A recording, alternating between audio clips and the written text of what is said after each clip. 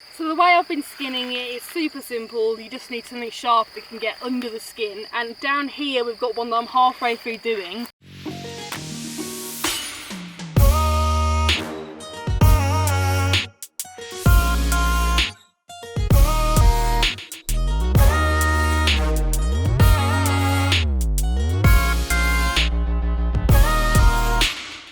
Good morning guys, and welcome back to part 2 of our rustic shelter build over our caravan here on our land in Portugal. It's a beautiful day.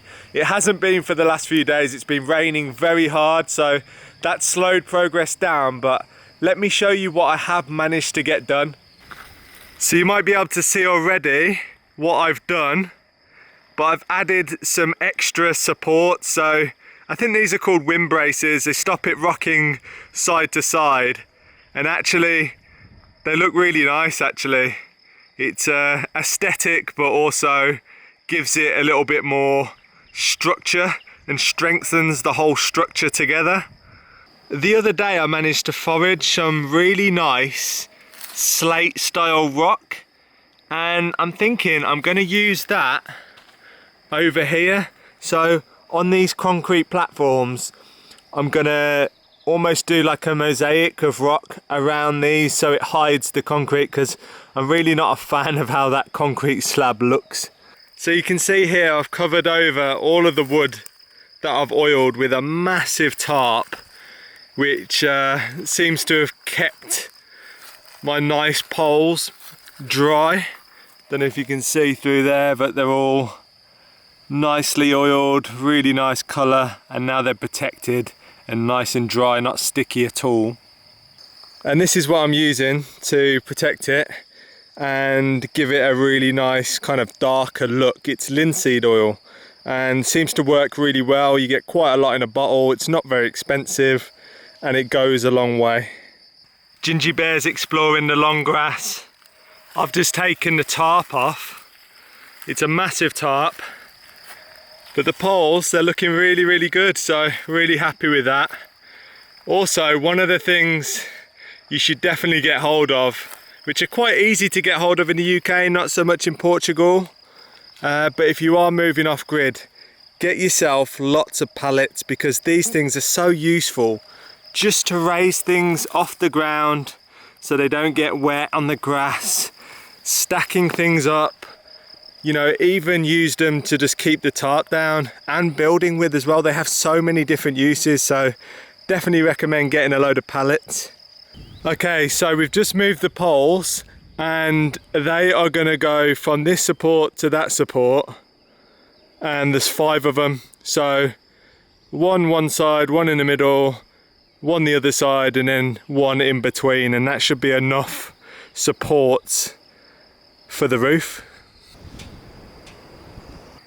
So we've got all the pieces up now to mark where they're going to go, and Theo's just tying on the back with some rope to make sure it doesn't slide off. Okay, so we managed to get all of the roof beams on so that I could mark them. It was a little bit of a tricky process, but we got them up there, and now we've got to take them all down again so that I can notch them out and then put them back up, and they're staying up there this time. I don't want to do that ever again.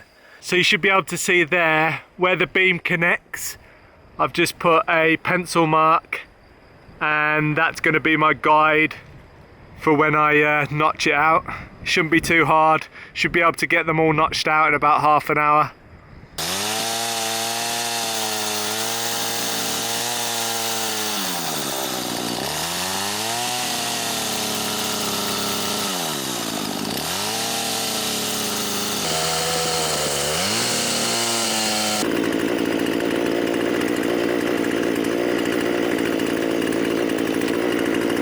It's now the next day, and we've just got back from the city because we had to pick up some supplies, and one of them things was the shade netting that we're going to use for the roof for now. When we get back next winter, I'm going to put a solid roof on top of the shelter, but for now we don't have time to sort that out.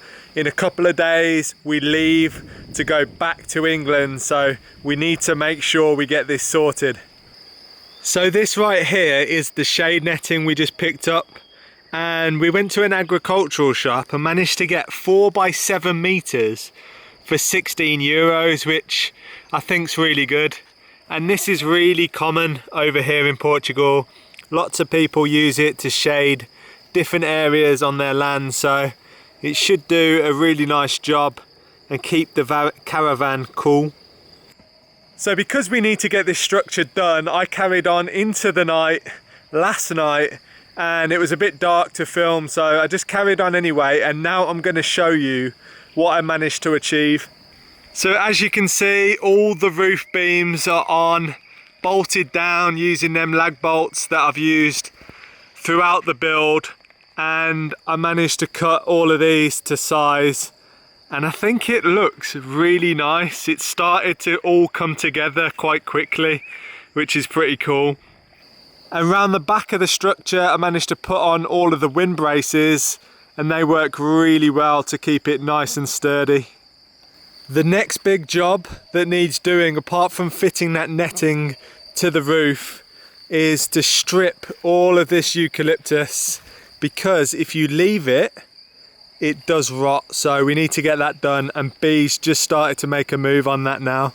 And as usual, Ginger's making sure the work is up to standard. We're all chilling out on the car.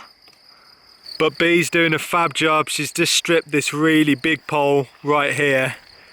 And I'm thinking I'm going to use this for some other structure on the land. We got two of these really nice, wide, thick ones. And yeah, once it's all oiled and everything, which is another job we need to do fairly soon, is oil all of these eucalyptus poles before we leave the land.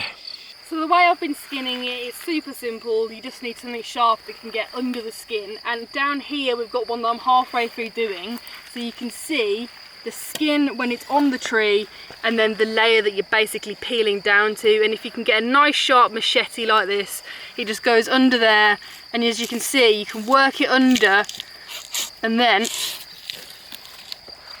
peel it off like a banana. There we go, look. Good stuff. And that is why we've got a hell of a lot. We've got so much that we need to burn. We need to burn all of this residue, all of this skin, because it will dry out and it's highly flammable. So we will burn that in the coming few days.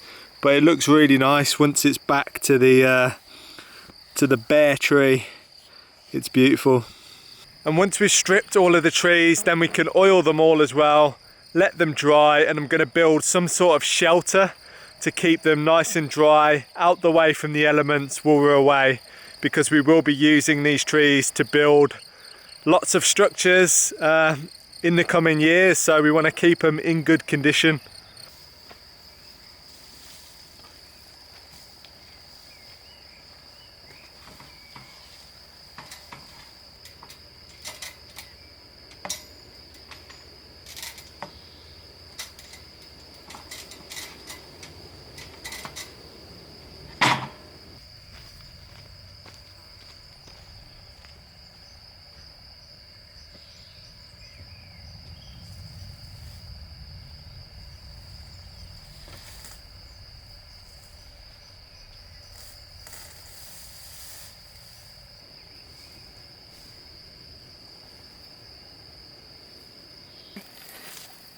So I've just been up and down a ladder about 1,000,000 times, putting the netting on the roof, but it's nice and taut, it's in place, and I'll show you how I fastened it. It's the best way I could figure out how to fasten it, really, because there's no eyelets in it, so I couldn't use rope, it would just rip.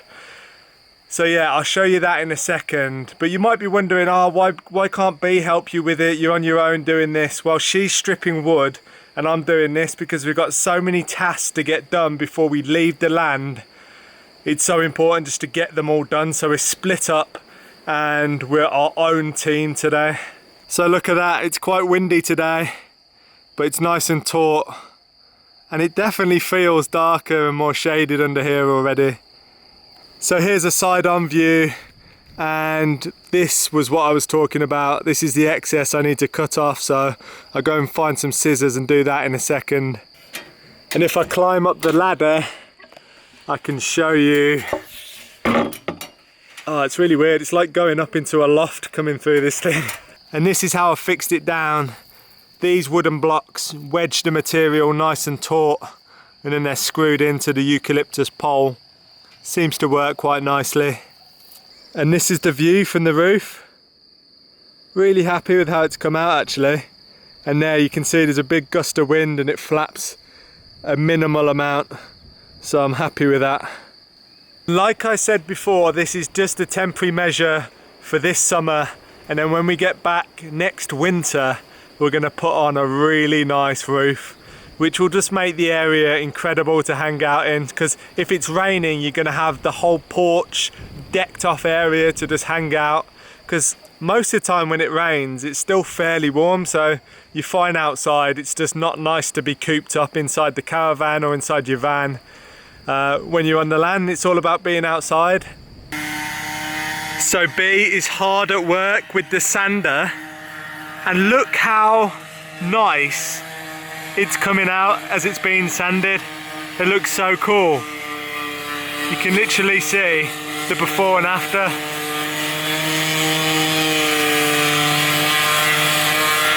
And then over here, we've got the world's quietest generator powering the sander, and it's doing a great job.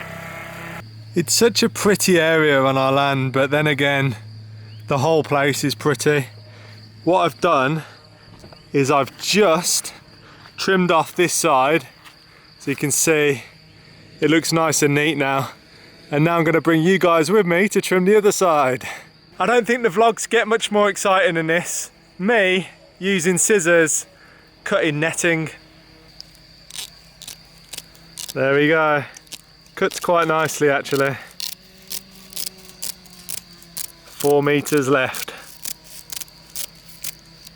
Head over to theindyprojects.com/shop and check out our new merchandise. Join us on Patreon for exclusive content, and don't forget to subscribe and hit that notification button so you never miss a video. Thanks for watching, and we'll see you on the next video.